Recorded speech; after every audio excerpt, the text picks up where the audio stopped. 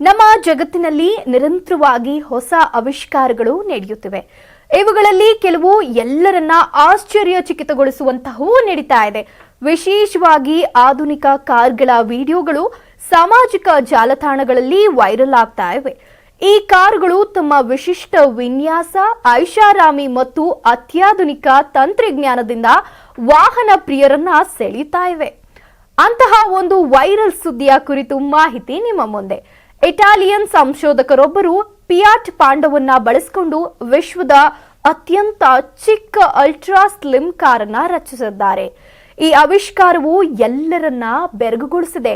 ಈ ಕಾರಿನ ವಿಡಿಯೋವನ್ನ ಇನ್ಸ್ಟಾಗ್ರಾಂನ ಪುಟದಲ್ಲಿ ಹಂಚಿಕೊಳ್ಳಲಾಗಿದ್ದು, ಇದರಲ್ಲಿ ಕಾರನ್ನ ಇಟಾಲಿಯ ರಸ್ತೆಗಳಲ್ಲಿ ಚಾಲನೆ ಮಾಡುವ ದೃಶ್ಯವಿದೆ.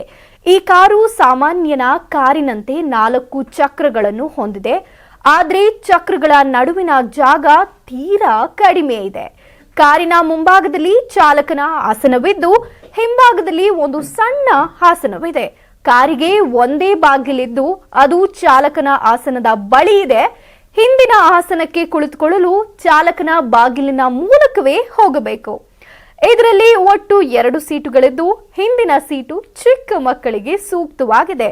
ವಿಂಡ್ ಡೌನ್ ಕಿಟಕಿಗಳು ಮತ್ತು 2 ರೆಕ್ಕೆ ಆಕಾರದ ಕನ್ನಡಿಗಳಿವೆ. ಈ ಕನ್ನಡಿಗಳು ಕಾರಿನ ಅಗಲದ 3ನೇ ಒಂದು ಭಾಗವನ್ನ ಆವರಿಸುತ್ತವೆ.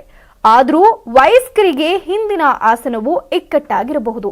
ಈ ಕಾರಿನ ಗಾತ್ರ, ಕೈಗೆಟುಕುವ ಬೆಲೆ ಮತ್ತು ಇಂಧನ ದಕ್ಷತೆಯ ಜನರ ಗಮನ ಸೆಳೀತಾ ಇದೆ.